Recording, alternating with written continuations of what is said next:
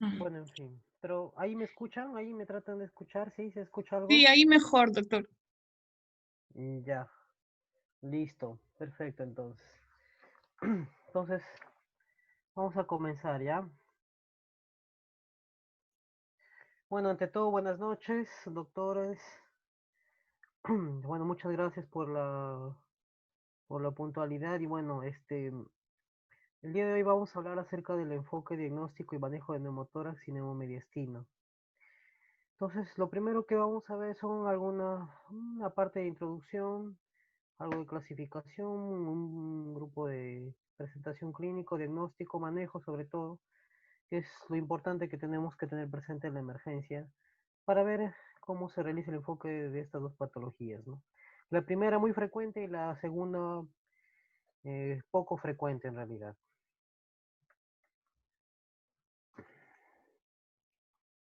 Muy bien, como ustedes sabrán, el neumotórax es una afección clínica relativamente común y que en algunas oportunidades es potencialmente mortal. Incluso el neumotórax a tensión es considerado pues una de las causas, en este caso, de paro cardiorrespiratorio.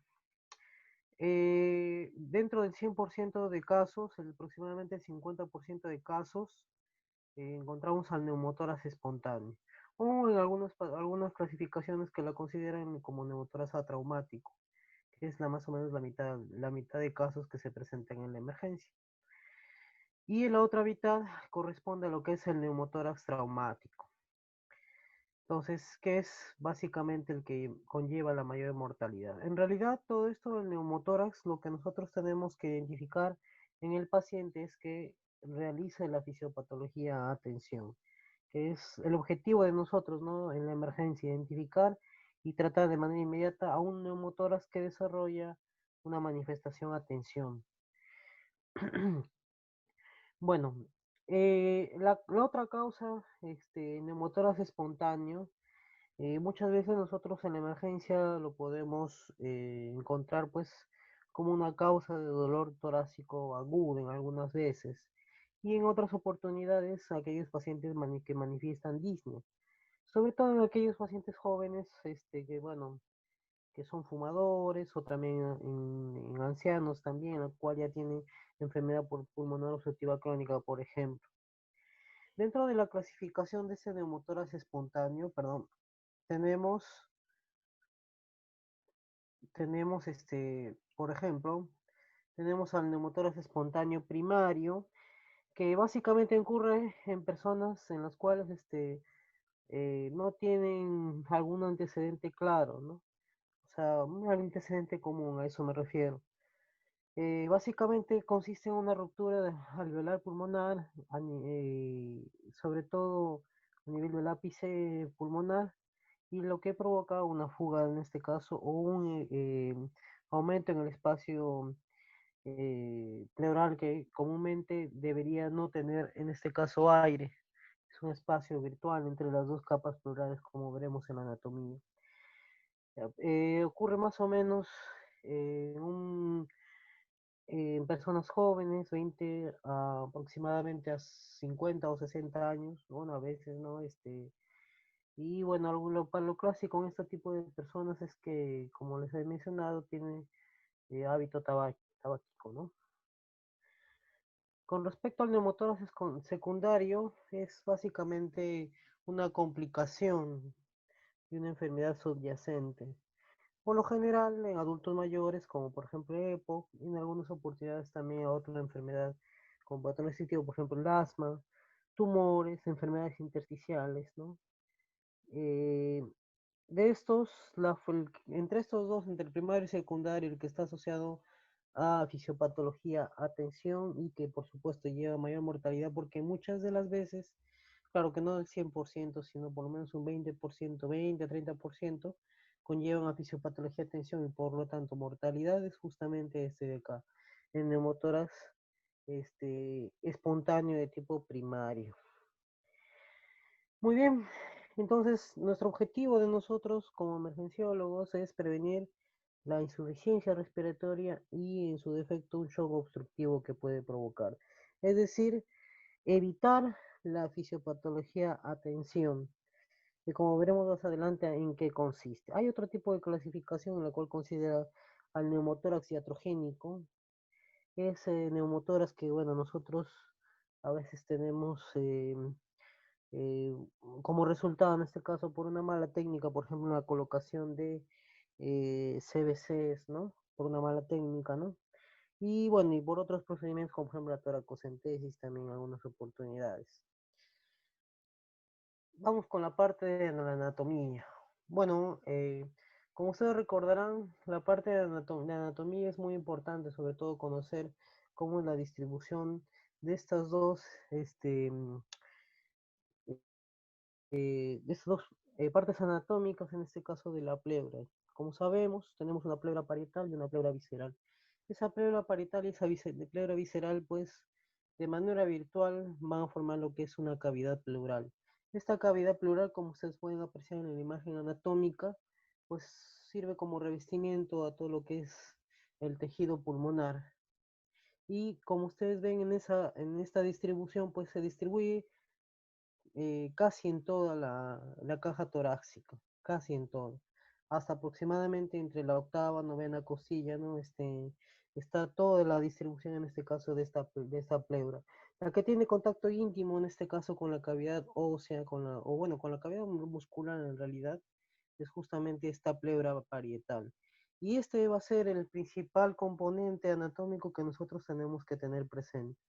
Como ustedes sabrán también, eh, el lado derecho al respecto al izquierdo, van a tener algunas, por así decirlo, particularidades que en las siguientes slides les voy a mencionar.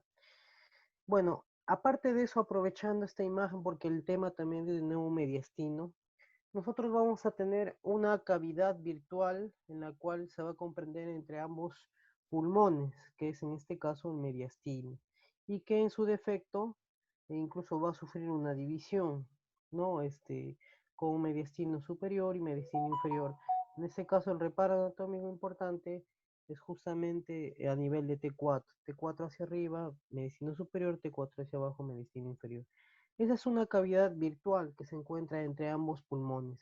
Es un espacio que, como veremos más adelante cuando hablemos de neumomediastino, en realidad es un espacio que no debería tener ningún contenido ni de aire, ni de líquido, ni de sangre.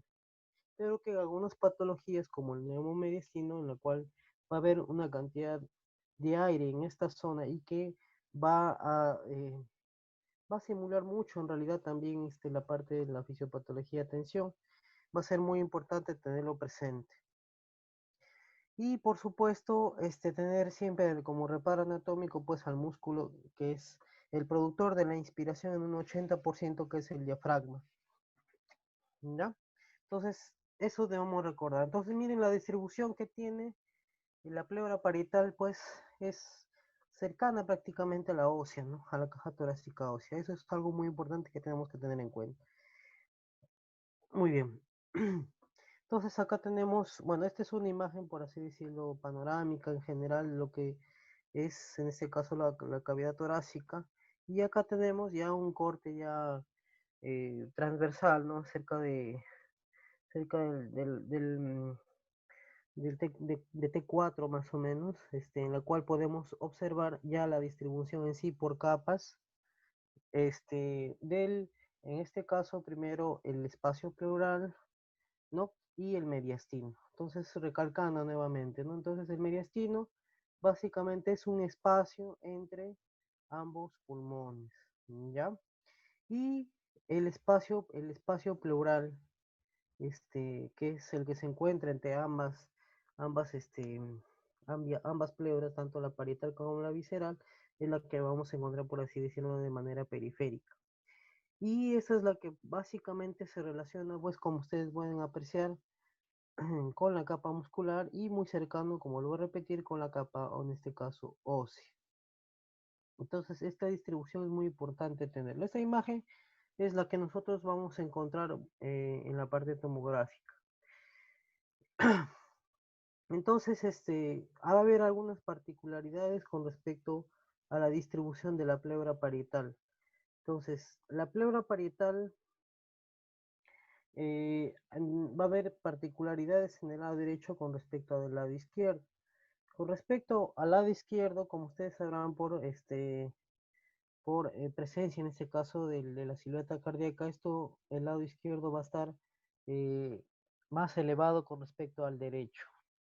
Entonces la pleura parietal va a ser mucho más cercana, el ápice en realidad la que recubre a esta pleura parietal va a ser mucho más cercana por encima en este caso del reborde del primero o el segundo encima del espacio intercostal, del primer espacio intercostal, entre el primero y segundo, o sea, por encima vamos a encontrar la pleura parietal. Entonces, ese es un reparo importante que tenemos que tener en cuenta porque cuando realizamos un procedimiento, en este caso CAT-CDC, como bueno, no es el tema, pero bueno, de tenerlo presente, tenemos mucho más riesgo de realizar neumotórax en este lado izquierdo cuando realizamos el acceso, en este caso, infraclavicular o subclavio, como lo conocemos también. ¿Ya? Entonces, tenemos que tener en cuenta los reparos anatómicos desde aquí, porque en base a esto nosotros vamos a realizar el manejo. Y acá nuevamente, ¿no? Miren la distribución que tiene toda esa pleura. Incluso algunos lo subdividen en la parte anatómica, lo subdividen pues como a la pleura parietal lo subdividen de acuerdo a las zonas. Entonces, miren, esto es interesante. O sea, no solamente sí es cierto lo que les he mencionado del lado izquierdo, de la cercanía que tiene, ¿no? Por encima incluso de la clavícula, o no, en el espacio supraclavicular incluso, vamos a encontrar dentro de la pleura parietal la pleura cervical, ¿no? Entonces, toda esa distribución, miren esa distribución amplia que tiene la pleura parietal para tenerlo en cuenta. Y incluso tiene como un punto de inserción, en este caso, la membrana subpleural, o también llamada suprapleural, en la cual incluso va hacia nivel de C6, ¿no? Entonces, esa distribución amplia que tiene la pleura nos hace eh, ver la importancia que tiene conocer esta patología del neumotórax. Y la otra parte es acerca del punto de reparo, ¿no? La línea media clavicular, la línea media axilar.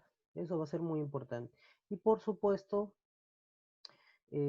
aproximadamente aquí, ¿no? En el quinto espacio intercostal también, tener ese punto de reparo, sobre todo cuando hablamos adelante del triángulo de seguridad, ¿no?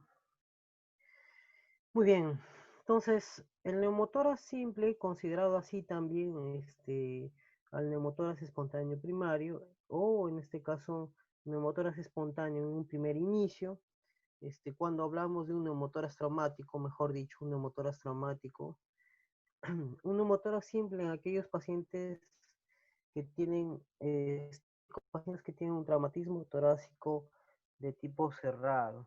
Entonces, como hemos visto, la pleura parietal, pues, que tiene amplia distribución, va a sufrir en algún momento alguna lesión alguna lesión en la cual va a involucrar, en este caso, ya sea el componente pulmonar o ya sea el componente pleural propiamente dicho. Entonces, por así decirlo, en etapas de neumotórax traumático es el primero que se da, ¿no? Muy bien. Cuando ya progresa hacia una fisiopatología de un neumotórax a tensión, es decir, que ya se vuelve un neumotórax a tensión tipo traumática, sin olvidar que también el espontáneo se puede ir hacia esa lesión de neumotórax a tensión o puede tener la fisiopatología de tensión. Esto básicamente es que la fisiopatología de tensión del neumotórax es no, sino hablar de una válvula unidireccional dentro de la cavidad pleural, en la cual netamente dentro de esta cavidad, o sea, por dentro, en este caso, entre estas dos capas, va a haber acumulación de aire y que mientras el paciente realiza la inhalación, se va acumulando el aire de esa manera, entonces va acumulando el aire en ese espacio pleural y va a provocar pues cambios en las presiones. Como sabemos, un paciente que está en ventilación espontánea realiza presiones negativas. Conforme va aumentando el aire, todas estas presiones negativas se van afectando. Entonces, de lo que son negativas se van volviendo más positivas. Entonces, de esa manera, el paciente va a sufrir cambios no solamente a nivel pulmonar, sino también a nivel circulatorio, como veremos más adelante. El neumotórax, atención, bueno, dentro del contexto del neumotórax traumático es la continuación de un neumotórax simple. La compresión de estructuras torácicas va a provocar en este caso un colapso de tipo pulmonar. Y por último, va a provocar un colapso, en este caso circulatorio, en el cual se van a manifestar como una disminución del retorno venoso y por lo tanto una disminución del gasto cardíaco. El paciente entonces lo que va a experimentar es, bueno, aparte del dolor torácico, va a experimentar disnea, va a experimentar incluso tos, va a experimentar eh, eh, palpitaciones, taquicardia y mayor esfuerzo físico, porque están comprometidos ambos componentes, ¿no? El componente pulmonar y el componente, en este caso, circulatorio. El otro tipo de neumotoras, o sea, estos dos de acá son típicos de un traumatismo torácico cerrado, ¿sí? Este de acá ya, por así decirlo, es típico, en este caso, un neumotórax traumático en aquellos pacientes que sufren un traumatismo torácico abierto o una lesión penetrante, como algunas veces han sido vistos, en este caso, en el departamento de emergencias. Bueno, no es típico en nuestro hospital, pero en otros hospitales si es típico encontrar ese tipo de pacientes. Vamos a hablar acerca del manejo que se hace en ese tipo de pacientes. Lo que tenemos que tener en cuenta es que existe una comunicación de aire, en este caso entre la atmósfera y en este caso el espacio pleural, que en sí no va a conducir a una fisiopatología a tensión. Entonces, al no conducir una fisiopatología a tensión, el paciente definitivamente no va a experimentar pues un compromiso o un colapso pulmonar o un colapso circulatorio. Vamos a ver en cómo va a consistir su manejo en ese tipo de pacientes. Bueno, con respecto a la etiología o la causa de un neumotórax secundario, vale decir aquel que ya tiene una enfermedad pulmonar ya establecida previa a la patología de neumotórax, vemos que va a ser clasificado, en este caso el Tintinal en la última versión, lo clasifica en aproximadamente 5 grandes grupos. Aquellos que tienen que ver con las enfermedades de la vía aérea, aquellos que tienen que ver con el tejido pulmonar intersticial, aquellos que están asociados a una infección, aquellos que están asociados a un tejido, en este caso, de enfermedades de tejido conectivo, y por último, los que están asociados a cáncer. Algunos otros lo consideran también una sexta clasificación que es neumotórax catamenial. Dentro de los que están en la vía aérea, el más característico, el más frecuente justamente es el de la enfermedad, del EPO. Le sigue el asma y la fibrosis quística. Bueno, dentro de las enfermedades, en este caso tejido pulmonar intersticial, las enfermedades sean un poco más raras, sarcoidosis, fibrosis pulmonar, esclerosis tuberosa.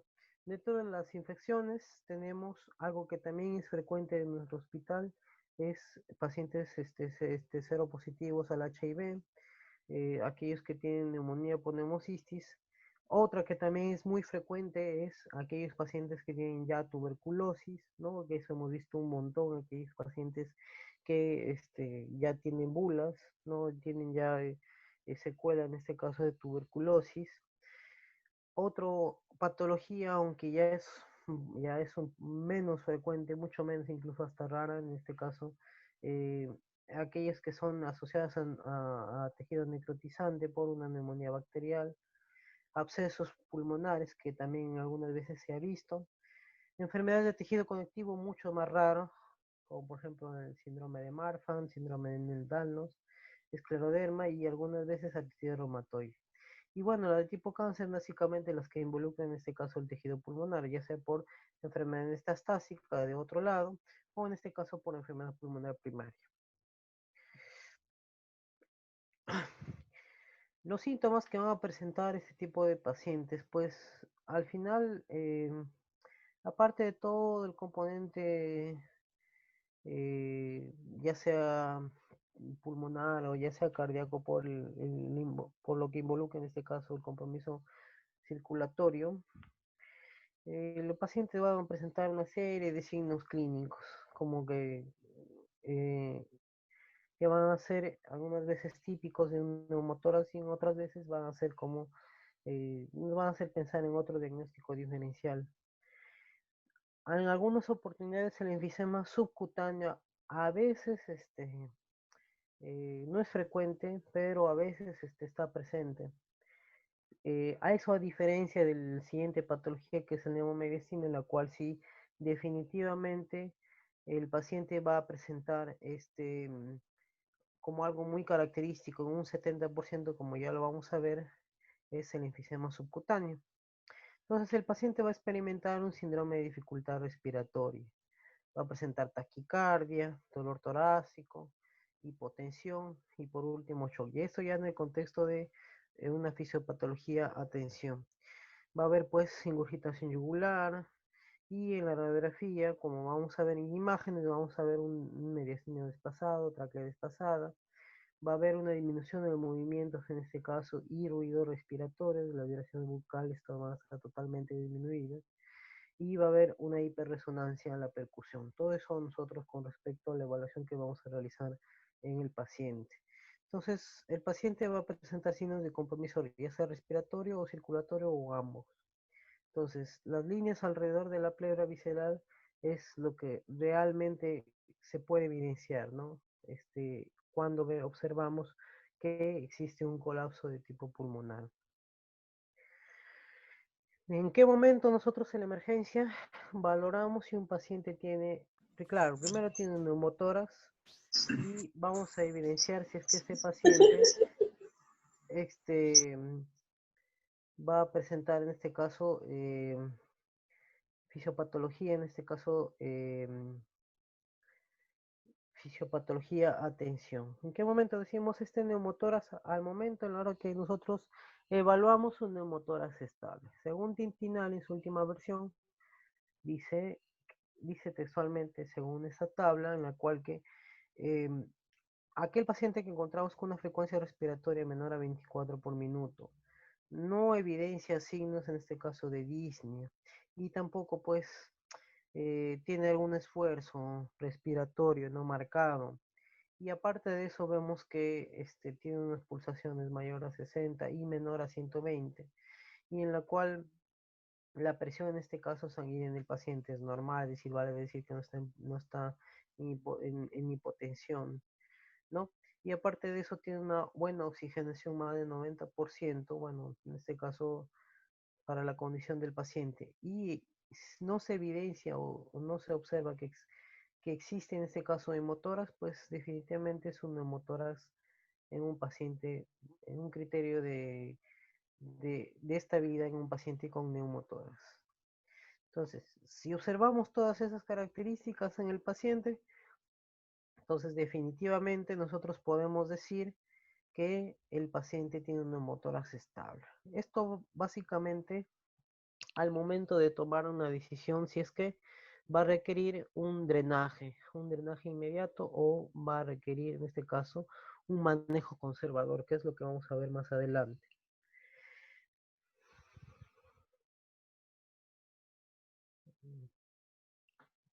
Ya. Las imágenes, que es lo que en realidad nos vamos a guiar aparte del examen físico. Anteriormente existían dos, o existen, mejor dicho, existen dos variantes. Una es la escuela americana y otra la escuela británica. La escuela americana, básicamente, la medición se realiza aproximadamente cuando nosotros evidenciamos mayor de 3 centímetros la distancia intrapleural, es decir, entre el ápex y la cúpula. eh, Hacemos la medición, entonces vemos que el paciente efectivamente tiene un neumotórax. Si el paciente tiene más de esos 3 centímetros de diferenciación entre la cúpula y el ápex, ¿no? Eh, Definitivamente el paciente tiene que entrar en este caso a un tubo de drenaje. La escuela británica baja a 1 centímetro esta afirmación, pero no considera en este caso el ápex y la cúpula, sino considera el parénquima y el tórax. Pero en este caso el valor, en este caso referencia, es más de 2. Vale decir que si existe una diferencia entre el parénquima pulmonar y la pared torácica mayor a 2, deberíamos realizar, como dice acá, una aspiración. Y bueno, otra vertiente en la cual ya involucra en este caso a la Sociedad Torácica Británica, el British Thoracic Society. Este, mm, si nosotros evidenciamos en el espacio pleural a lo largo de toda la pared torácica lateral, evidenciamos que existe en este caso contenido aire o asociado en este caso aire, lo que vamos a hacer es una aspiración o colocación de un pequeño catéter para toracotomía. ¿Qué es lo que vamos a ver? Eso es lo que a grosso modo se tenía anteriormente, pero actualmente ya se tiene algunos índices como por ejemplo el que tenemos aquí, que es el llamado porcentaje, el porcentaje de Collins para la determinación de del tamaño, en este caso de un neumotórax, que más o menos mide un porcentaje estimado de neumotoras que puede presentar un paciente. Y la fórmula es 4.2 más 4.7, la sumatoria de la distancia. Acá ya involucra en este caso no solamente el ápex, sino también, perdón, no solo el ápex del pulmón, sino la cúpula también pulmonar. Entonces la distancia más la sumatoria en este caso lateral, la distancia que se puede tener entre la pared torácica y el pulmón, en este caso, llamado en este caso B. Y por último, la zona más inferior, en la cual de igual manera pues tiene prácticamente llegando a la base con la pared torácica, esas tres distancias sumadas por un factor que en este caso es 4.7, más otro factor que es 4.2, más o menos nos saca un porcentaje. En este caso, ¿no? A través de esta fórmula de Collins de cuánto en porcentaje va a presentar el paciente. Pues acá tenemos un ejemplo, ¿no? Al realizar nosotros la sumatoria, ¿no? En este caso, desde el ápex, en este caso, con la cúpula, vemos que aproximadamente 5.58 centímetros. La sumatoria acá ya al nivel top, o sea, el máximo nivel de diferenciación, en este caso del tejido pulmonar con la pared torácica aproximadamente a nivel lateral de 3.26 con el que es, por así decirlo, el máximo inferior, en el cual es de igual manera del tejido, la distancia entre tejido pulmonar y pared torácica, que más o menos es 3.8. Entonces, suma, sumados estos tres, que más o menos nos da un valor de 12.64, multiplicarle por un factor que es 4.7 y sumarlo con 4.2, por esta fórmula de Collis obtenemos que existe un 63.6% en este caso de neumotórax. Es un gran neumotórax. ¿Ya? Existen otras, otra manera de también medirlo. Este neumotórax es ya sea por dos formas, por dos fórmulas más. Una es la de Light y la otra es la de Rea. La fórmula de Light es la que muestra la distancia casi similar a lo que muestra Collins, el porcentaje en este caso del tejido pulmonar hacia la caja torácica. O sea, estas dos distancias,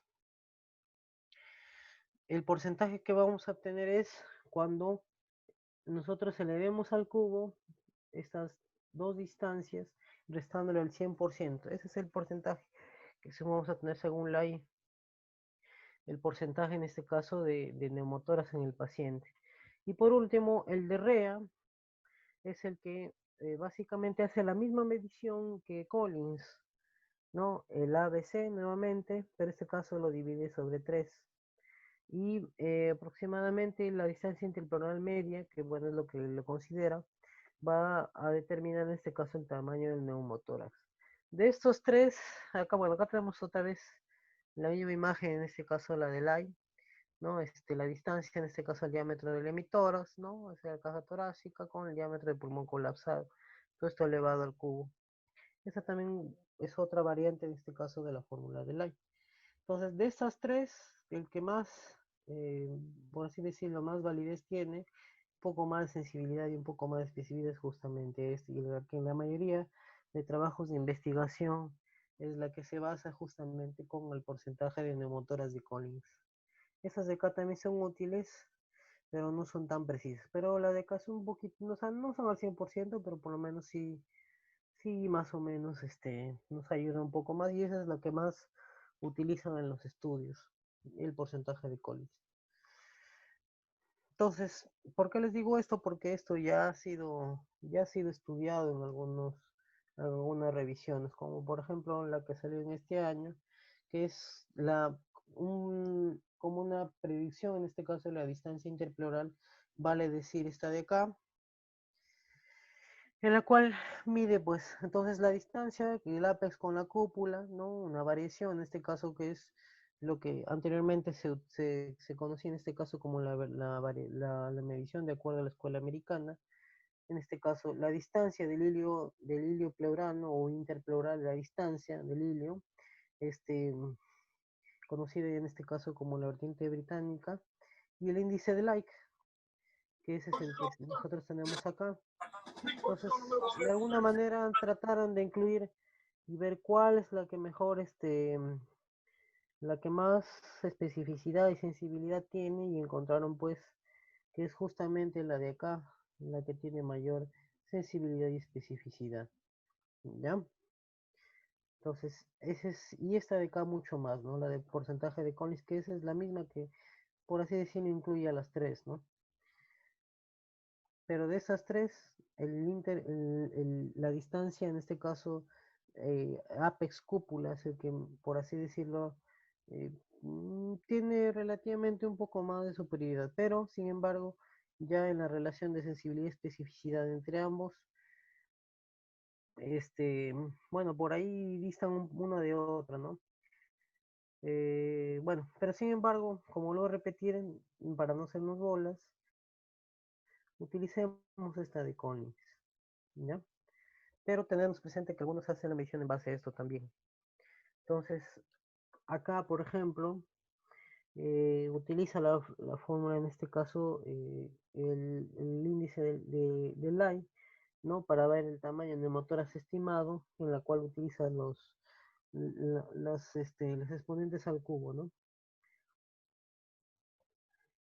Lo mismo, ¿no? O sea, 100% menos la distancia, esta distancia de acá, este, eh, elevado al cubo, esa distancia acá, perdón, la del hilo pulmonar elevado al cubo no, perdón, sobre la distancia al cubo de esta parte de la caja torácica, ¿no? Restado la unidad multiplicado por 100 nos da el porcentaje, ¿ya? Entonces, más o menos eso es lo que nosotros tenemos al alcance.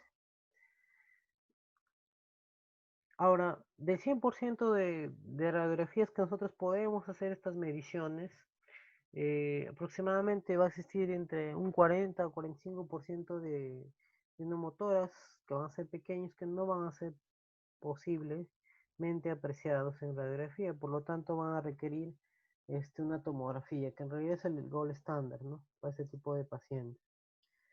Entonces nosotros evidenciamos que un paciente que definitiva en radiografía de tórax no lo podemos apreciar, aquí en la tomografía sí podemos apreciar. Muchas veces nos ha pasado esto, que de repente en la tomografía, por así decirlo, porque es mala calidad y todo eso, no lo podemos evidenciar y lamentablemente lo pasamos por alto, lo avanzamos por alto.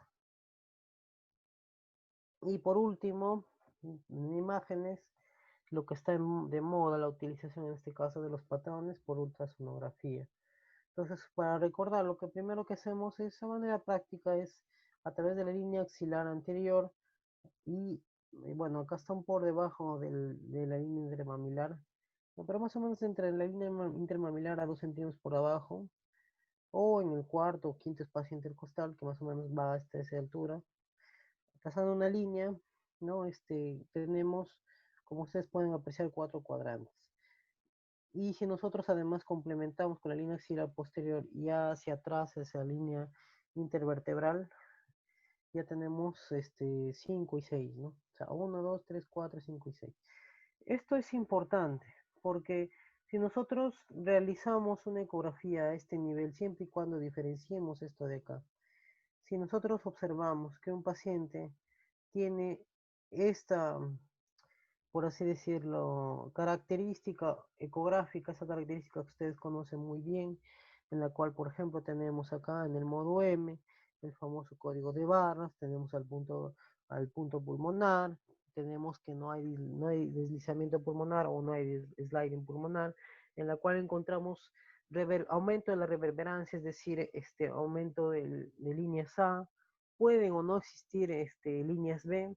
Todas esas características en la ultrasonografía, si nosotros lo podemos evidenciar por encima de esta línea serial hacia arriba, a manera de moraleja en esa posición en la cual se encuentra el paciente, nosotros podemos decir que si encontramos por acá todas esas características que les he mencionado de la ultrasonografía por encima de esta línea axilar anterior, definitivamente estamos ante la presencia de una neumotórax. Si lo encontramos por debajo de esta línea axilar anterior, tenemos pues un neumotórax leve o moderado, ¿no? O que no, o un porcentaje menos del 20%.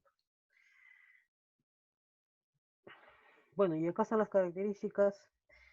Entonces, cada patología por ultrasonografía pulmonar tiene pues algunas características. Entonces, no nos vamos a hablar acerca del resto, sino en lo que nos corresponde en neumotórax. Aumento de la reverberancia, es decir, aumento de líneas A van a estar presentes, pueden o no haber líneas B, entonces el sliding pulmonar, en este caso no va a estar presente. El pulso pulmonar, ya, no va a estar presente. Y lo que vamos a encontrar es el llamado punto pulmón, ya que es esa división entre estas imágenes que tenemos aquí, ¿no? Este signo de la ola con la playa, ¿no?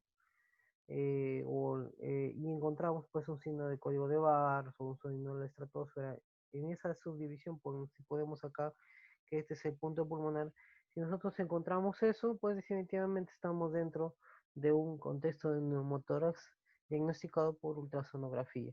¿Y por qué es importante saberlo? Porque la medición, la cuantificación de ese neumotórax, que también así como se realiza en base a como se realiza en base a las mediciones que hemos visto y las mediciones en este caso por ecografía, nosotros podemos, este, podemos observar que existe una sensibilidad para la cuantificación entre el 81 a 88.2% y una especificidad de 64 a 72.6%. Entonces, esto va a ser en relación a lo que es la tomografía, o sea, comparando estas dos, la ultrasonografía con la tomografía, la medición del porcentaje, que bueno, acá lo considera según este estudio, dice que si es que nosotros vemos que de la línea axilar media hacia arriba de la zona en la cual nosotros vamos a decir, vale decir, zona 1, zona 2, si es que encontramos todas esas características ecográficas que les he mencionado en el cuadro y de manera verbal, definitivamente vemos que el paciente tiene un colapso mayor al 15%. Entonces, esto ha sido comparable con la tomografía, incluso se ha visto que tiene cercano una muy buena sensibilidad y especificidad cuando lo han relacionado con, en este caso, la utilización de tomografía en un valor de 83.3 para sensibilidad y especificidad para 82.4. Y además de eso, habla acerca del método que nosotros utilizamos. A veces nosotros no sabemos claramente cómo vamos a hacer la ecografía en este tipo de pacientes en la emergencia, cómo le vamos a realizar. Entonces, el método que se utiliza en este caso es el método del zigzag. Entonces, partimos a partir de la línea media clavicular, ¿no? Fundamentalmente en este caso, en esta distancia de la línea media, la línea intermamilar, más o menos 1 o 2 centímetros, hacemos la llamada forma del zigzag, o la manera del zigzag, hasta ir a esta línea axilar posterior, de esa manera. Y de esa manera nosotros podemos identificar el llamado, bueno, el más específico de todos los puntos, pues el punto pulmón y todos los otros cuatro, los otros cuatro parámetros, ¿no? Muy bien. En este mismo estudio se trató de identificar los tres tipos, bueno, acá lo considero tres tipos de neumotorax: espontáneo, procedimental o traumático. Y pues tenía una muy buena sensibilidad. Y el diagnóstico que en este caso, bueno, la cantidad de pacientes que eligieron en este estudio fue de 124 y compara el estudio en este caso radiográfico con respecto al estudio, en este caso radiográfico, pues observaron pues que comparando todos, o sea, era muy buen una muy buena manera de nosotros poder diagnosticar en todos sus porcentajes de sensibilidad y especificidad que les he hablado, es la utilización en este caso de la ultrasonografía. Eh, Al igual que podemos utilizar en este tipo de pacientes, ya sea radiografía o en este caso el gol estándar que es la tomografía. Con respecto al manejo, eh, en el ámbito prehospitalario, eh, bueno, no nuestra realidad en nuestro país, que bueno, algunos sí realizan en el ámbito prehospitalario algunas características, ¿no? Del manejo de este tipo de pacientes. No si, bueno, en realidad el tratamiento definitivo que se debería realizar es en el ámbito hospitalario, pero en el prehospitalario, bueno, en otras realidades, es la utilización en este caso de la toracostomía, en este caso toracotomía con aguja, siempre y cuando estemos frente a un neumotórax de tensión. Si nosotros estamos frente en el ámbito prehospitalario de un neumotórax, en este caso abierto o llamado comunicante, como el que vimos, entonces en ellos está indicado el vendaje oclusivo. Si bien es cierto, no existe o bueno, no se identifica que pueda presentar fisiopatología, atención, ¿no? Con el colapso pulmonar y circulatorio que habíamos hablado, este, porque bueno, si bien es cierto existe esa comunicación, tenemos que estar muy alertas porque al momento de realizar ese vendaje oclusivo, y algunos utilizan el apósito oclusivo, puede conllevar al desarrollo, cuando hacemos ese tipo de vendaje en ese tipo de pacientes, pueden llevar al desarrollo de neumotórax a tensión. O sea, si bien es cierto, no está escrito dentro de la literatura que así sin hacer ningún manejo la fisiopatología de tensión, pero cuando ya nosotros ya hacemos ese vendaje oclusivo, pues hay mucho riesgo, porque ya obviamente ya no va a haber esa comunicación, ¿no? Y acá esta imagen es la que nosotros tenemos que tenerlo en cuenta. Esta es la imagen en la cual actualmente eh, se está aplicando en este caso a los pacientes, ¿no? Para el manejo de neumotórax en la llamada triángulo de seguridad. Entonces, la colocación de una toracostomía, en este caso por aguja, o en este caso ya sea por un catéter, o ya sea por un tubo de drenaje, con su sistema, en este caso, o su circuito cerrado, en este caso de aspiración continua.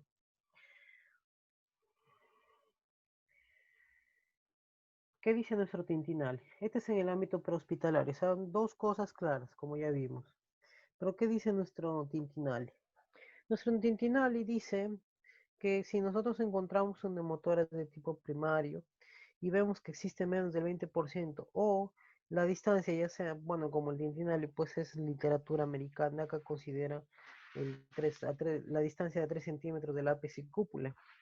Y si el paciente está asintomático, lo que tenemos que hacer es que vamos a observarlo por una cantidad, en este caso 4 horas. Tenemos que, bueno, igual brindarle pues el soporte oxigenatorio, realizarle todas sus pruebas, su radiografía de tórax, ultrasonografía y evaluarlo. Si ya el paciente más de 6 horas o más de 24 horas, el paciente no experimenta sintomatología, solamente queda como un manejo conservador. Y ya si es que el paciente, por así decirlo, ya presenta algún tipo de sintomatología, pues lo que se hace pues una aspiración con un catéter, en este caso de un tamaño más pequeño, 14 French. E inmediatamente pues bueno, se realiza la punción, se realiza la aspiración, mayor a 3 horas, algunos lo consideran hasta 6 horas o 24 horas. Eh, el paciente sale de los síntomas, no tiene síntomas, no tiene compromiso pulmonar ni circulatorio, pues va de alta y se evalúa a las 2 semanas. En su defecto, pues si es que no ocurre eso, pues ya se coloca pues una inserción de tubo torácico. y bueno, se le coloca, como dice, todo lo que conocemos acerca de la colocación de un tubo de drenaje torácico, ¿no? Un tubo torácico, la válvula de Heilig, bueno, con su llamado sello de agua, y bueno, al final es hospitalizado. Si es que el paciente presenta un neumotórax secundario pequeño, de todas maneras, este tipo de pacientes, nosotros tenemos que colocarle un tubo de drenaje y, bueno, con lo que corresponde, ¿no? Igual que esta parte de acá del neumotórax primario. Y por supuesto, pues tenemos que hospitalizarlo definitivamente. Muy bien, si es que ya el paciente tiene un neumotórax grande, ya sea de causa primaria o secundaria, o en su defecto tenga un neumotórax bilateral, lo que vamos a usar es un tubo, en este caso de calibre, ya sea un tamaño ya moderado, un poco grande, más o menos de 20 a 24 French. Y en su defecto ya pues uno de 28 o 30 French, hasta 32 French, ¿no? Y si es un neumotórax de tensión, pues tenemos que inmediatamente descomprimirlo. Es lo que nos dice el Tintinal. Entonces, aquí viene la cuestión. Cuando no desarrolla el neumotórax una fisiopatología, atención, entonces lo que vamos a hacer es, este era el enfoque que antes se tenía presente, ¿no? La inserción en este caso de un tubo a través perdón, a través de un catéter, ¿no? De bajo French, de casi ya sea de 14 o de 16, a nivel del segundo espacio intercostal. Lo que se buscaba era, por así decirlo, tener una maniobra, en este caso, por así decirlo, primaria, ¿no? Porque, bueno, o manera temporal, pero acá tenía una dificultad, justamente esa dificultad es lo que podemos observar acá,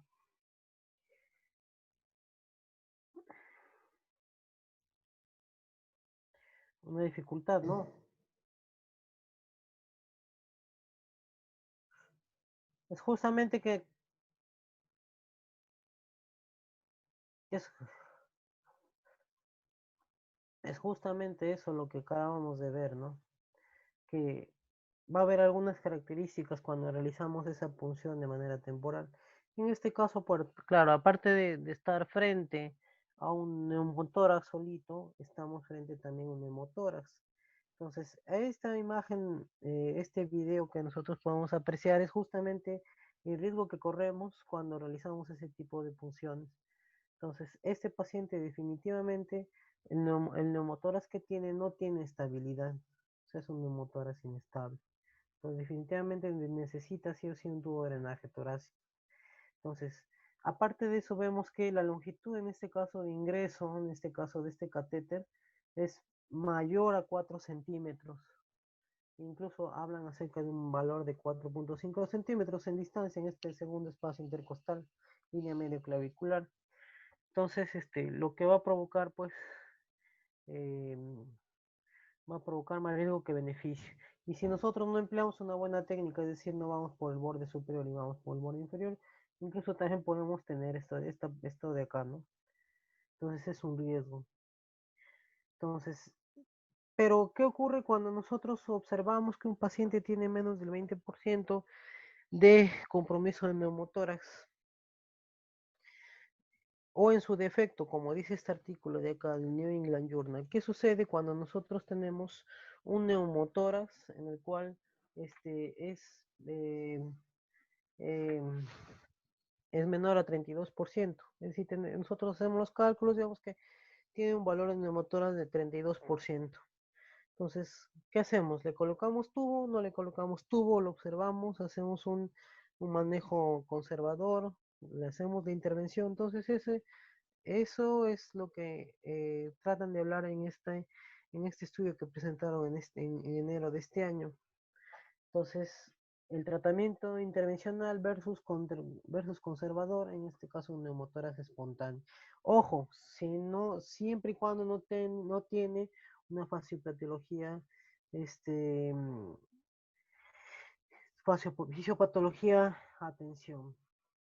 Entonces, acá observaron que, bueno, del 100% aproximadamente algunos entraron a lo que es a tubo de drenaje torácico, que fue catalogado como intervención y otros fueron simplemente observarlo.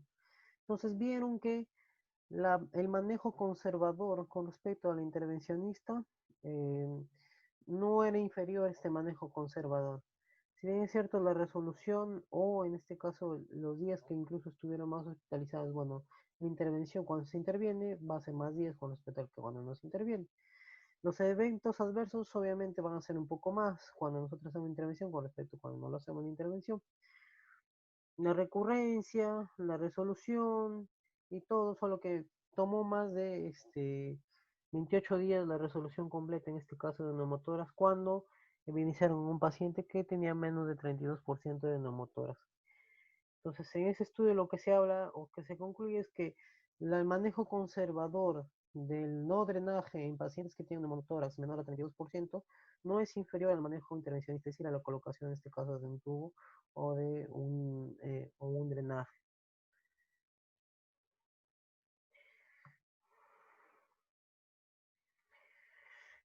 Este mismo estudio, aparte de ese resultado primario, también llegó a la conclusión de un resultado secundario.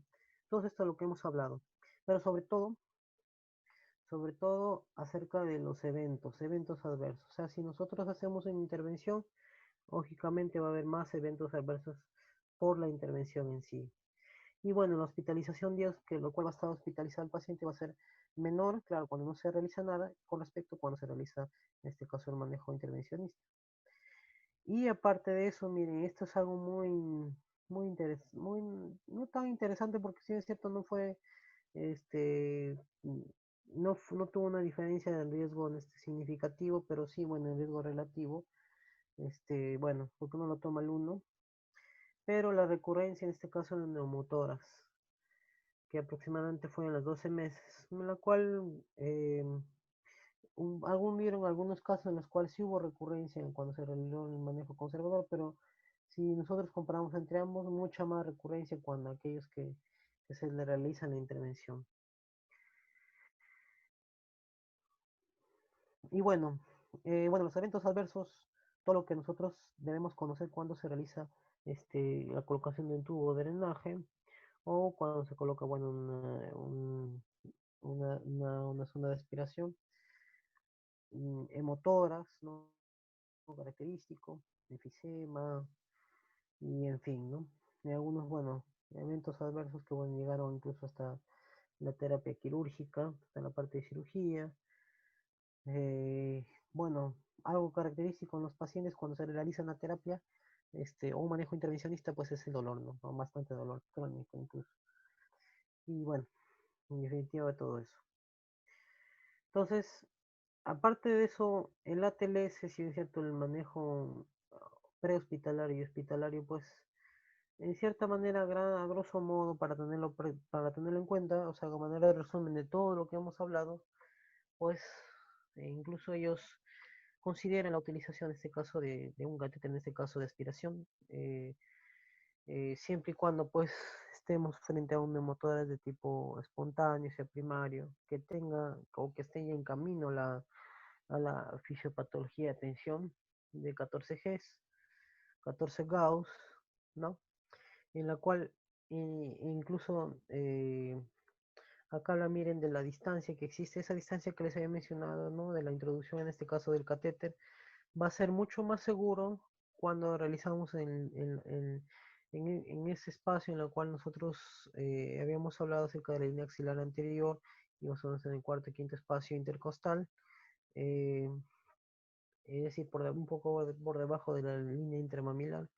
Va a ser la distancia en la cual nosotros vamos a introducir el AUCA o en este caso el catéter, va a ser una distancia menor con respecto a miren, la distancia que nosotros vamos a introducir el catéter 4.5 o 4 como habíamos visto en la imagen. Pero acá miren, la diferencia es 1 centímetro, 3.5. Es decir, si nosotros tenemos más efectividad en realizar la descompresión, en este caso, a través de a través de este acceso. Ahora, eso es frecuente en adultos. En niños esto de acá no se cumple. Como, bueno, la distancia en niños es totalmente distinto, todavía es posible hacer ese tipo de drenaje en ellos. Entonces, está recomendado hacer el drenaje bajo esta forma. Esto de acá es lo que anteriormente se usaba. Algunos lo usan, es un enfoque tradicional, algunos lo usan, pero nosotros por lo general hacemos esto de acá, incluso para la ecuación de tubo de drenaje torácico también. Entonces, acá está, ¿no? La línea, el triángulo de seguridad, ¿no? Acá, bueno, lo consigue el quinto espacio intercostal, ¿no? Línea, bueno, línea de base axilar y también los bordes, en este caso de la línea axilar anterior con la línea axilar posterior. Y bueno, lo que se utiliza y bueno, miren, acá está eh, la manera de abordaje, bueno, una imagen un poco más surrealista, ¿no? Bueno, eso es con respecto a lo que es eh, el neumotórax. Ahora vamos a hablar con respecto a lo que es con respecto a lo que es el neumomediastino, que es una patología más rara. Pero bueno, eso, la verdad, en emergencia se hace el manejo del neumomediastino en base a casos clínicos. Entonces acá tenemos una mujer, 22 años, que presentó, bueno, un traumatismo, dificultad respiratoria, bueno, tiene un poco de ansiedad, un poco de taquimia, frecuencia cardíaca 129, presión arterial adecuado, frecuencia respiratoria en 23, oximetría discretamente bajo. Entonces, ahí informa que previamente a ese traumatismo ya ha estado con tos, ya durante las últimas semanas, pero que le faltaba bastante el aire o el aliento, como dice acá, desde la mañana. Ha presentado disconfort en el pecho, es decir, dolor torácico, pero lo más resultante es que esta paciente no tiene historial previo médico, ¿no? Y no toma tampoco medicamentos. Le dan oxígeno suplementario, le dan también terapia inhalatoria, el buterol, que bueno, no muestra mejoría. Entonces, viendo ese cuadro clínico, pues, y bueno, viendo la taquicárdica, deciden realizarle pues un electrocardiograma, que bueno, lamentablemente no tengo la imagen, pero bueno, lo que sí muestra es que existe una taquicardia sinusal, sin signos de isquemia, le realizan una radiografía de tórax como protocolo, y en la cual pues no se evidencia un neumotórax, no se evidencia neumonía tampoco. Entonces le realizan ya una angiografía de tórax pensando que la paciente por la taquicardia probablemente y que porque no respondía a esta terapia tenía una hipoxemia, por así decirlo, refractaria. Entonces puede ser que la paciente esté experimentando una embolia pulmonar. Entonces le hacen una angiotomografía y evidencian que no existe una embolia pulmonar. Pero lo que sí muestra pues es un neumomediastino de característica leve, moderada, ¿no? De etiología poco clara. Como dice ahí, ¿y ahora qué? ¿Y ahora qué hacer con ese paciente joven, 22 años? El neumomediastino justamente es de personas relativamente jóvenes. Es una enfermedad en realidad rara, que básicamente, como hemos hablado, va a haber presencia de aire a nivel del espacio mediastínico. Y bueno, se puede clasificar ya sea de dos tipos, ¿no? Ya sea un mediastínico espontáneo de tipo primario, o en este caso algunos que, bueno, son producto de cirugías previas, algunos pacientes patológicos previos, o como por ejemplo CEPRE también, está reportado en aquellos pacientes post-CEPRE presentan un neumomediastino de tipo secundario. Cuando es espontáneo, espontáneo sin ningún antecedente primario. Entonces, lo que va a provocar es que aumente este neumomediastino espontáneo primario. Lo que va a provocar es que hay un aumento repentino en la presión intratorácica. Entonces las presiones van a ser negativas y se van a internar totalmente positivas. Un mero aumento de la presión intraalveolar e incluso ruptura alveolar. Está asociado muchas veces a la maniobra sostenida en Valsalva, es decir, todo lo que tiene que ver con maniobras que aumenten en este caso o que se manifiesten como maniobra de Valsalva sostenida. Todo semidesificación forzada, fase respiratoria prolongada, por ejemplo en el asma, estornudos, uso de drogas de inhalación. Todo esto va a provocar ese tipo de neumomediastino espontáneo tipo primario. Con respecto al neumomediastino secundario por traumatismo cerrado penetrante, complicaciones de intervención, y o sea, la patología secundaria va a ser dos tipos, básicamente, va a ser pulmonar o esofágica. Eso es lo que nosotros vamos a tenerlo presente en este tipo de pacientes, en pacientes que tienen una patología de tipo esofágica o de tipo pulmonar. La presentación clínica, el 70% aproximadamente va a presentar, incluso, bueno, esta bibliografía, aunque un poco antigua, del 2008, refiere de que más o menos es un 32%, pero en lo que, bueno, algunas revisiones que he visto, incluso puede llegar a 70% de enfisema subcutáneo.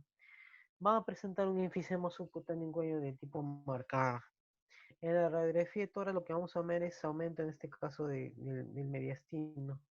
Va a haber una deformación en este caso del mediastino que va a ser imperceptible en la radiografía de tórax, a menos que alguien tenga mucha experticia en la cual pueda visualizar una radiografía de tórax en evidencia pues con un aumento del mediastino. Pues después el resto de presentación clínica que va a manifestar es muy variado. Claro, típico, un 54% de lo torácico, 39% DINA, 32% DOS, 36% emesis, y bueno, y la gran mayoría en exacerbación del asma, ¿no? El diagnóstico, como hemos visto, la gran mayoría de veces es definitivamente una tomografía. Entonces ahí vemos lo característico, enfisema subcutáneo marcado y contenido aire en el que es el mediastino. Diferente en este caso a nivel del espacio pleural. Cuando nosotros sospechamos que, bueno, si bien es cierto, estas pacientes en el tipo de neumedestino espontáneo de tipo primario, pero cuando sospechamos si es de fuente, en este caso pulmonar, o de etiología pulmonar con respecto a etiología esofágica.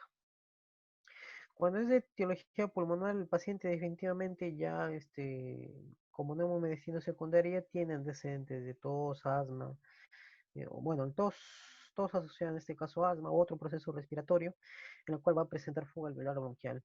Entonces, lo que nosotros vamos a realizar básicamente es la observación en nuestro servicio, ¿no? De 2 a 4 horas, porque en realidad esto se autolimita. No va, muy raras, es muy raras veces va a provocar una fisiopatología, en este caso, atención. Como se ocurre en neumotoras cuando es de tipo primario y cuando es traumático. Eh, no necesita por lo general antibióticos profilácticos y, y si es que ya vemos que el paciente empieza a presentar alguna fisiopatología, como le mencioné, rara, pero si ya empieza a presentar una fisiopatología de tensión, no, el manejo no va a ser igual al que realizamos con el neumotórax, sino tiene que ir a una área en la cual se dedica a lo que es cirugía cardiotorácica o cirugía de tórax, ¿no? Para que puedan realizarle la colocación de drenajes o la intervención, en este caso, de colocación de algunos catéteres especiales en esta zona del mediastino. ¿En qué momento nosotros sospechamos que este paciente presenta una... entonces es cuando hablamos de sospecha de etiología pulmonar. Cuando hablamos de una sospecha de etiología esofágica, esto es típico de pacientes que ya de por sí están críticamente mal, o sea, son pacientes críticos, como muchas veces hemos tenido en UCINE, ¿no? Algunos pacientes que han desarrollado neumomediastino. Claro que la bibliografía dice que es rara la patología, pero sí hemos tenido casos de neumomediastino en UCINE sobre todo. Entonces, cuando tenemos este tipo de pacientes, definitivamente la causa no va a ser de tipo pulmonar, sino la fuente va a ser de tipo esofágica. Porque eh, aquellos pacientes, pues que, si es cierto, desarrollan emesis, vómitos de manera frecuente y si además realizan endoscopía, que eso es un riesgo también, endoscopía o CEPRE u otra intervención que le realice, incluso si es que le realizan un mal procedimiento, como por ejemplo una mala colocación por una zona nasogástrica, también está descrito que puede desarrollar un hemomediastino. En esta oportunidad, cuando nosotros identificamos, vemos que la patología es de tipo esofágica o la causa es de tipo esofágica, sí está indicado el uso de antibiótico. por el que va a estar aumentado el riesgo de mediastinitis. Entonces, en comparación al neumomediastino, cuando vemos que es de patología pulmonar no le damos, pero cuando es de patología, en este caso esofágica, sí le damos. Y le damos los antibióticos profilácticos que le damos van a ser los mismos que nosotros utilizamos en este caso para vía digestiva, es decir, considerándolo como si fuera pues una neumonía aspirativa, ¿no? Casi por ahí como una neumonía aspirativa. Vamos a usar pues piperacilina, tazobactam, y bueno, o si no, antibiótico de amplio espectro, número PN, qué sé yo, ¿no? Todo lo que tengamos al alcance de la mano. Bueno, y bueno, si es que ya, bueno, la observación en esto es que se tiene que observar 24 o 48 horas. Si es que el paciente desarrolla mediastinitis, incluso desarrolla sepsis y tiene signos de severidad a shock séptico, pues tienen que intervenirlo quirúrgicamente. La fuente del neumomedistino siempre tiene que ser identificada y corregida de manera adecuada. Si es que observamos que dentro de la observación entre 24 y 40 horas no se autolimita, tenemos que intervenirlo. Y por eso no lo intervenimos nosotros, lamentablemente, o sea, lo interviene el especialista en esta zona, ¿no? De neumomedistino, ¿no? Entonces, el tratamiento por lo general es conservador, tratamiento conservador. Pero si en su defecto, si es que vemos que hace patología, este, fisiopatología de atención o hace merismitis, como les mencionaba, pues él puede ser, como por ejemplo acá le han colocado en esta imagen, le han colocado pues un permancap, ¿no? Un catéter situado adyacente al callado aórtico, un permancap, porque acá la patología netamente pues es de tipo pulmonar, ¿no? Y si es que nosotros estamos frente a un paciente que está en ventilador mecánico y le hacen todo este procedimiento, un permancab por el intervencionista le colocan un drenaje o algo para que autolimite en este caso al neumomediastino, cuando está en ventilación mecánica está indicado el drenaje de aspiración continua. Y ya, eso sería todo. No sé si tienen alguna pregunta, alguna duda al respecto, ¿no? de la presentación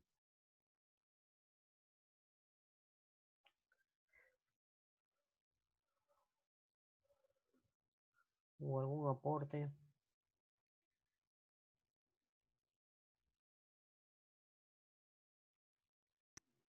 Hola Carlos, ¿qué tal? Habla Ricardo, ¿qué tal? Carlos, un favor, ¿puedes volver a hablar un poquito sobre la técnica en zigzag para la evaluación del paciente con neumotórax o para la evaluación torácica con ultrasonido? Brevemente, Ya, solamente con enfocar un poquito más eso. ya. Bueno, como les había mencionado, en este caso en la emergencia nosotros lo que usamos, lo que deberíamos usar en realidad nosotros es justamente esta técnica del zigzag, ¿no?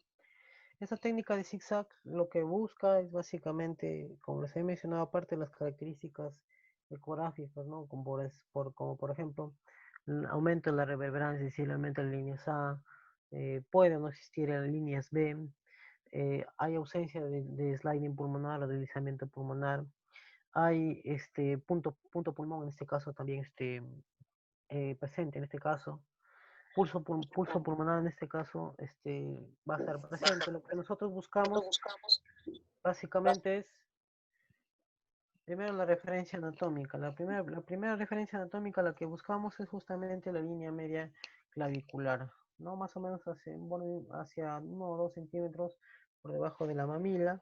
Y lo que buscamos, miren, esa vista, cuando nosotros realizamos la ecografía, la ultrasonografía pulmonar puede ser, en este caso, claro, utilizando un sectorial, en este caso, un traductor sectorial, podemos utilizar un longitudinal porque los espacios intercostales acá son longitudinales o en este caso el transversal. Entonces, cuando nosotros realizamos, por sí decirlo, para que me entienda, o sea, con el punto, en este caso, de marcaje, mirando, por así decirlo, a las 3 de la tarde, o sea, hacia allá, lo que buscamos es que a partir de ahí hacemos la evaluación en zigzag, es decir, hacemos el movimiento en zigzag buscando el punto pulmón. Entonces, cuando nosotros evidenciamos que el punto pulmón está por debajo de la línea axilar anterior, definitivamente es un neumotórax que es menos del 15%. Cuando es encima, definitivamente es un neumotórax que está incluso más de 20, 25, hasta 30, ¿no? Si nosotros encontramos un neumotórax a ese nivel donde está, por ejemplo, en este caso el operador, está aproximadamente en un 30-40% de neumotórax, incluso un poco más. Entonces, algunos describen que cuando se encuentra ese punto pulmón o esas características ultrasonográficas de un neumotórax por encima de esto, se tiene que realizar un drenaje urgente. Cuando se encuentra por debajo, no, debería observarse, siempre y cuando no tenga una fisiopatología de tensión.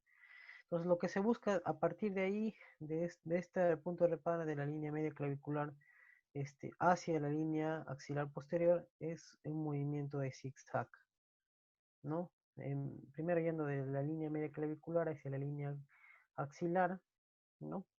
Yendo, por ejemplo, acá el operador está yendo a una misma distancia de espacio intercostal, más o menos que es un cuarto espacio.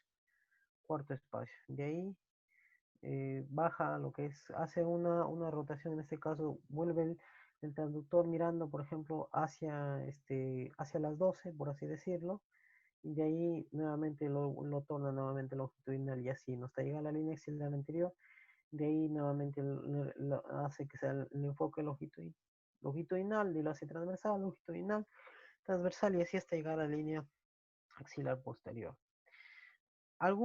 El artículo que les he presentado acá habla del 15%, pero acá el punto de referencia no es la línea axilar anterior, sino es la línea media clavicular, esta línea de acá. Cuando está por encima de acá, como les he mencionado, tiene más de 20 o 30%. Cuando está por debajo de esta de acá, la hablan de 15%. Esa es la técnica del zigzag.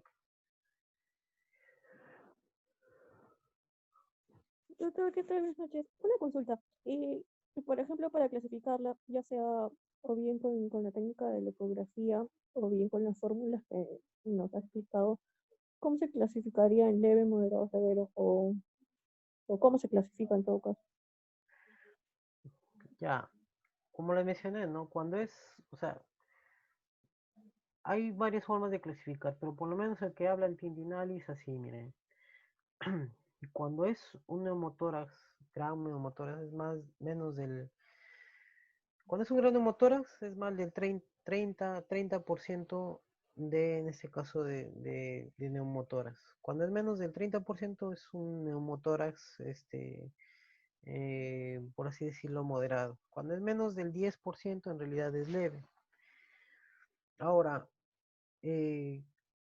eso depende en realidad del paciente, porque no todos los pacientes que desarrollan, por ejemplo, tienen un 25 o 30% en este caso de neumotórax, no desarrollan, por ejemplo, fisiopatología de atención, pero algunos otros pacientes sí desarrollan fisiopatología atención, pero por la cantidad lo consideran pues más de 30%. Acá en este caso el manejo que realiza en este caso el Tintinale, o el que lo manejamos nosotros en realidad, cuando es menos del 20%, pues es un neumotórax moderado, por decirlo. Cuando es menos del 10% ya pues es un neumotórax leve, ¿no? Y cuando es más del 30%, como les repetir, es un neumotórax severo, un gran neumotórax, ¿no? Unos lo consideran de 40%. En realidad la bibliografía es diversa. Pero en realidad lo importante es saber si el paciente, aparte del porcentaje, saber si el paciente desarrolla fisiopatología, como no repetir atención, ¿no? Y eso de ahí se calcularía con cualquiera de las fórmulas que nos dijo. O sea, el porcentaje que sale en cualquiera Claro, cualquiera de las fórmulas, pero sobre todo la de acá, no la de COVID. de los de Col.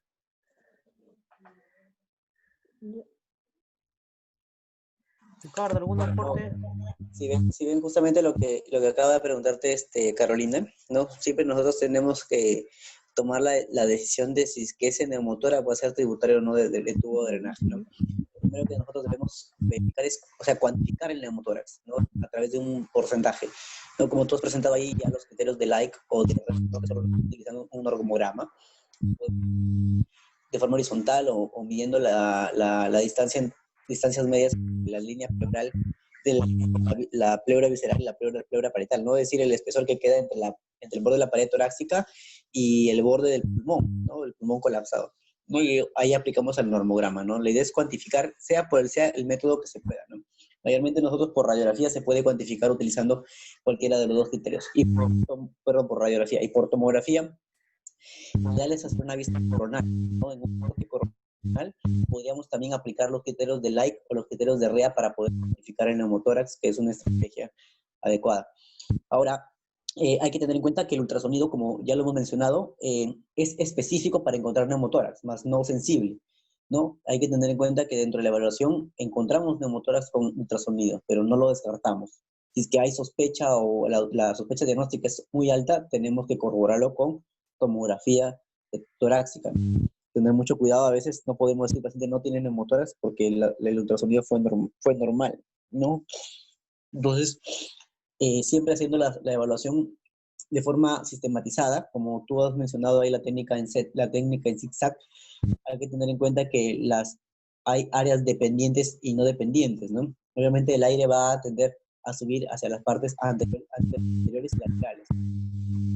La, la razón por la cual justifica la evaluación a través de esta técnica en zigzag para poder ubicar el punto pulmón, ¿no? O el land point, para poder también nosotros, dependiendo a qué nivel se encuentra ese land point, podríamos también por ultrasonido cuantificar posiblemente el neumotórax y decidir colocar o no un tubo de drenaje torácico.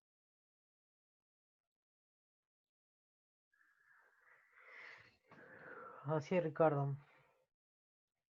No sé si alguien más tiene alguna pregunta, alguna duda, algún aporte. Doctor, una consulta. Sí, dime. Yo también tengo una duda, pero ya es con respecto al tema COVID. Ya, lo siento.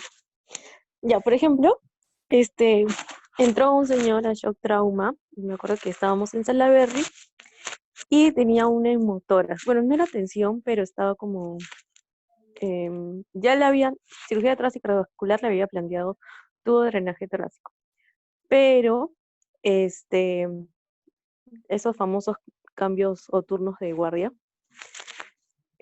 cuando entró el siguiente equipo, dijo que no le podía realizar el tubo de drenaje torácico por el riesgo, a aerolización de COVID. O sea, al final la paciente resultó que también tenía COVID, pues, ¿no?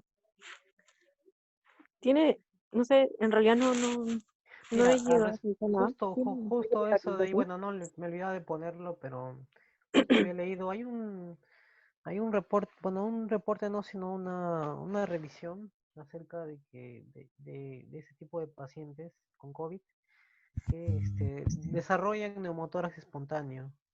O sea, hay un reporte en la cual hay pacientes en los cuales se ha visto de que, aparte de que tienen su COVID, ¿no? Desarrollan un neumotórax espontáneo. Y eso tiene algo que ver porque recordemos que el COVID tiene un patrón restrictivo. Entonces, como todo patrón restrictivo, lo que va a provocar que es que haya colapso de tipo alveolar y al final, pues, va a provocar una ruptura alveolar y va a provocar, pues, que haya un neumotórax, ¿no? O sea, todo ese aire va a fugar hacia el espacio pleural. Entonces va a provocar eso. O sea, o sea, por así decirlo, no es común, pero sí se ha visto algunos casos importantes. Incluso yo he visto pacientes que incluso están en ventilación mecánica. Claro que ahí siembra la duda, ¿no? Si es que hacen neumotórax por el ventilador o en este caso, eh, en este caso por el COVID. Pero yo sí he visto en pacientes que están en ventilación espontánea que sí han desarrollado neumotórax. Ahora, este neumotórax que presenta, eh, si bien es cierto, claro, el paciente de por sí por el COVID tiene pues esfuerzo respiratorio incrementado, frecuencia respiratoria aumentada y todos los signos que no va a ser va a ser un neumotórax que no va a estar estable, pero justamente en ese tipo de pacientes lo que se ha tratado en ellos es hacerle un manejo conservador. Pero al mínimo, a la mínima evidencia que el paciente desarrolla, es decir que, o sea, es válido nosotros poder observar esas neumotoras en contexto de COVID, pero a la mínima evidencia que el paciente presente compromiso pulmonar más de lo que tiene, o sea, de manera brusca, y aparte de eso, compromiso circulatorio así brusco también, se tiene que colocar sí o sí. Hay riesgo de realización, en todo procedimiento existe riesgo de aerolización, ¿no? Pero sobre todo en aquellos pacientes que se le realiza la intubación y todo eso hay más riesgo de aerolización, pero en todo drenaje torácico la aerolización existe, claro, pero es un poco menor a